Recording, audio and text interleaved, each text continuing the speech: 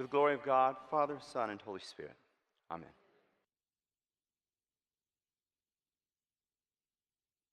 My wife Belinda was recently creating a slideshow for her father's 82nd birthday, and so our dining room table was covered with pictures of our children from over the years, and I'd come home from work and walk around and look at them, being reminded of those precious growing up years, all those little faces scrunched up, blowing candles on the top of birthday cakes, and hugging tightly to their granddaddy, and riding tricycles around in the front yard. Precious, precious things, children, great gift from God. And no one could love his children more than I love mine. But is it possible to love them too much? To love them with a distorted kind of love that raises them up on such a pedestal that they become more like gods than children? Can a child be an idol? Oh, I know there are all kinds of mamas sitting out there thinking, oh, you better slow down, buddy. And go home today and say, Dudley said we shouldn't love our children. But stay in here with me on this, okay? I had a friend, he's a good bit older than I am, he's a Baptist minister, lived in Alabama. And he and his wife had one child, a beautiful little blonde-headed girl, who unfortunately developed leukemia. And before she was 12 years old, she died. It was a horribly, horribly sad thing. But what was equally sad is that after her death, her parents' marriage fell apart. They divorced, her father left the ministry, his wife renounced God. I talked with him sometime after that, and I said, how did such a series of things happen? And this former Baptist minister said, because I think we loved her more than we loved God. And when she died, nothing mattered anymore. Not life, not marriage, not God. Can a child become an idol? We find ourselves this second Sunday of Lent faced with that very difficult story about Abraham and Isaac, this father who is willing to sacrifice his child. You remember that Abraham and Sarah had tried to have children for years, over and over and over, and they could never have children. They'd pray and they'd try, and they'd pray and they'd try, and nothing. But then late in life, God tells Abraham and Sarah that he is going to bless them with a child, Isaac. And further, he says that through Isaac, he is going to make Abraham the father of many nations. That the whole world is going to be blessed through Abraham and Isaac. And yet, when Isaac is a teenager, and we assume he's a teenager because he's able to walk 3 days' journey with his father to Mount Moriah, he's able to carry the wood. So we assume he's a teenager. At that point, God calls Abraham to sacrifice his precious son. Abraham, who had waited all these years to have a son by Sarah, finally has the son, and then God says, okay, I want him back. We are told that God was testing Abraham. Boy, that's a heck of a test, isn't it? We don't like this idea of God testing, do we? Always makes me squirm. It just doesn't seem like a loving father. So often our idea of loving our children is to give them pretty much whatever they want. Maybe not everything, but a lot. To make of them no real demands, to protect them from hardship and difficulty of every kind. Yet Scripture tells us that God tested his children. That whole 40 years that the children of Israel were out in the wilderness was a time of testing. 40 years of testing. Trying to shape and challenge these hard-hearted people so that they might become the committed followers he was calling them to be. Now, a lot of times, those of us who are Christian like to say, well, you know what, yeah, there's some testing there, but that's in the Old Testament. You know, it's a harsh part of the Bible. You know, it's a very narrow, harsh theological perspective. But it's in the New Testament too. We're told in the New Testament that God's power is made perfect in our weakness, that we are being trained to live by faith, trained to live by faith, that testing develops perseverance that leads to Christian maturity, that as a fire tests and purifies gold, so God seeks to refine and strengthen our faith.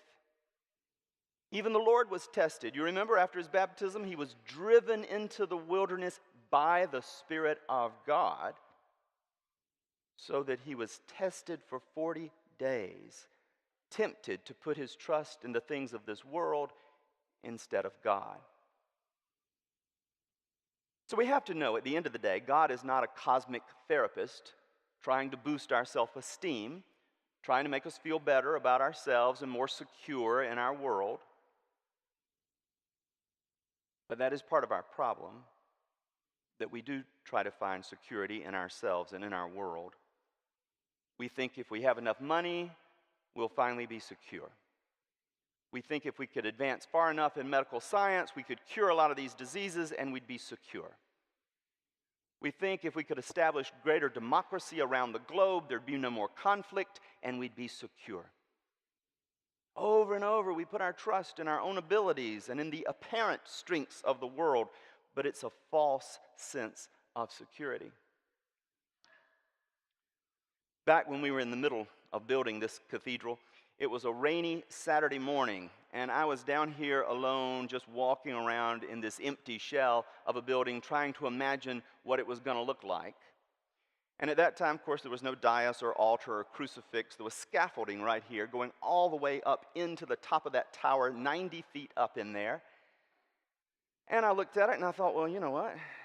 You can't be rector of the parish and not climb up into the central tower, right? I mean, when am I going to have a chance to do this ever again? And so out here by myself, where no one would find my body lying dead, it was stupid thinking, but I started climbing up the scaffolding.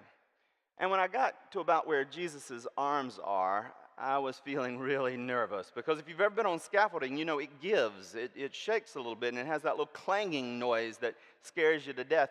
But I kept pushing. I was determined I can do this. And I went on up, and once I was in the tower itself, all was well. Completely at peace. I knew I was okay. I felt like I was wrapped in these strong four walls. And then I slipped and almost fell. Truly did, because I was wearing shoes that had come from the rain.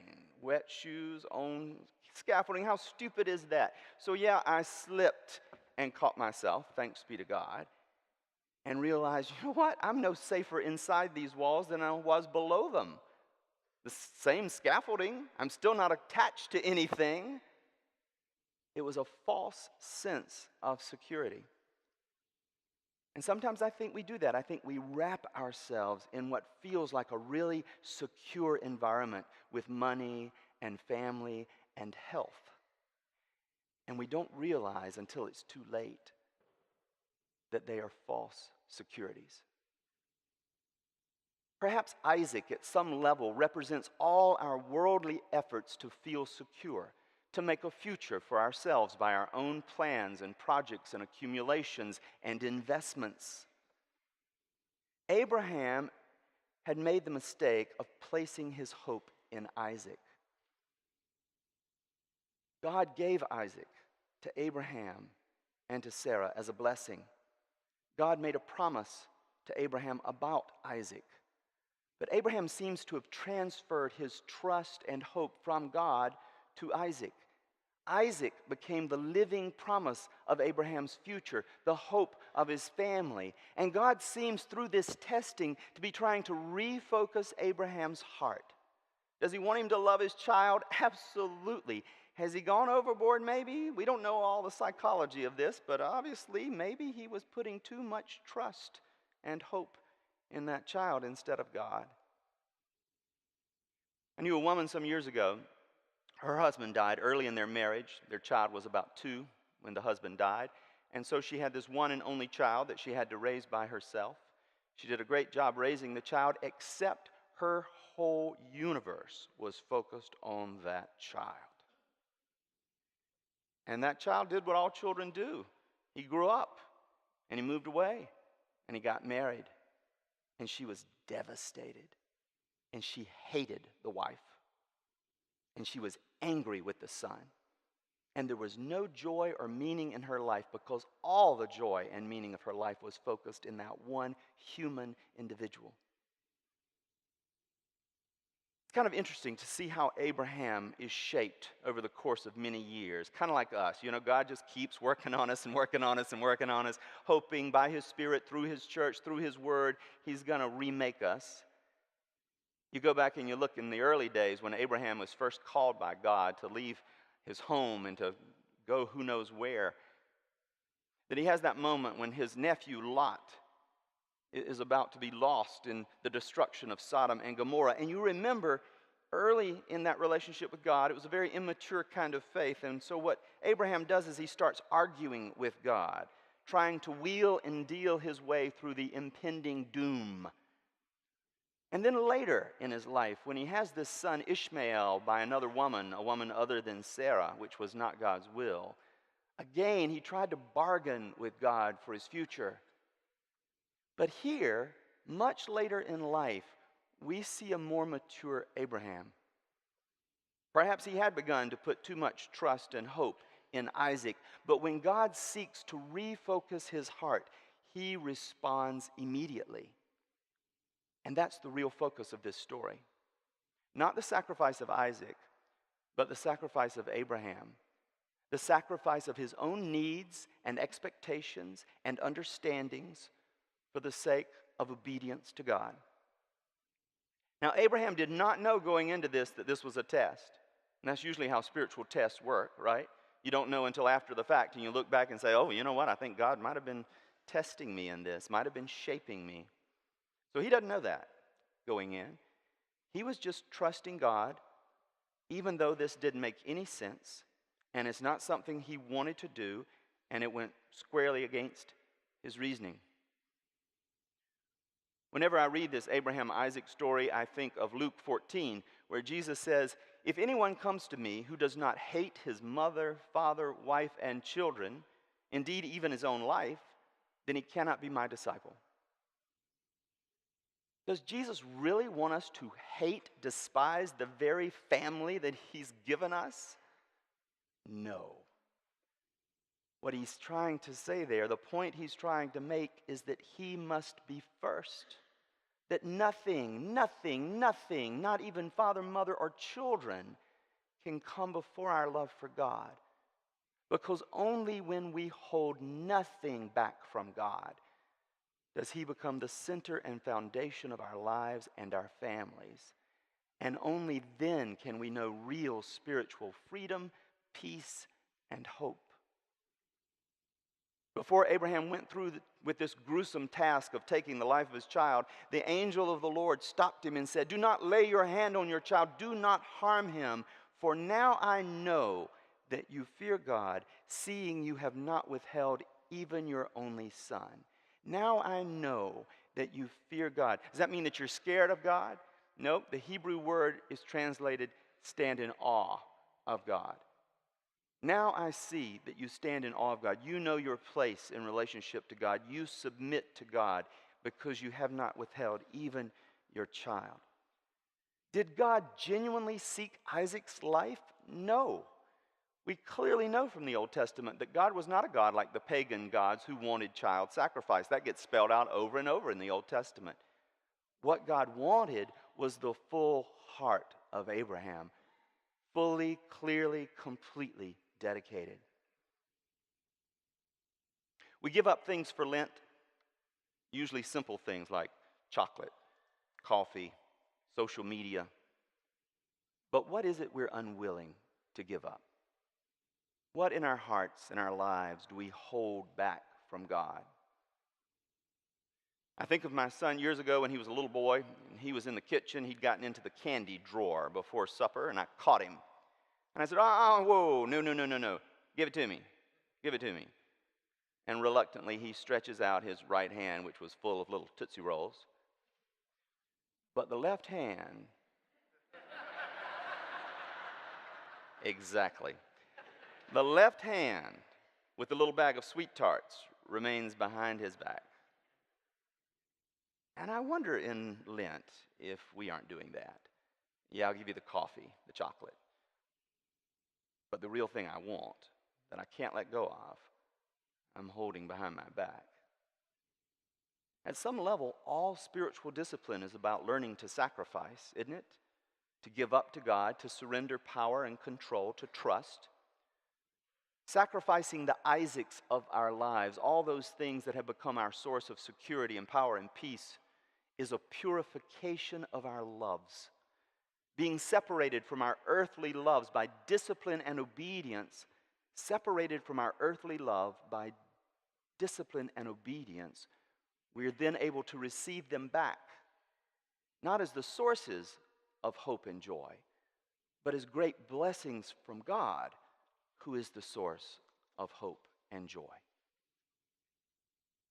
One last thing. Did you catch that business about Abraham naming this spot where this took place? It's a typical thing in the Old Testament. He named the spot, God will provide. Because Abraham was able to trust God, God provided what he needed. And it's interesting that that very place where Abraham almost sacrificed his only son Isaac, Mount Moriah, later came to be known as Jerusalem, the very place where God did sacrifice his only son, Jesus, because he loves us and our children and our children's children. And when we can truly trust that God has provided and will always provide what we truly need through Jesus, then sacrifice becomes a joy and not a fear. I love my children and my precious wife and this beautiful church and my home, but none of those can come before God or be in competition with God.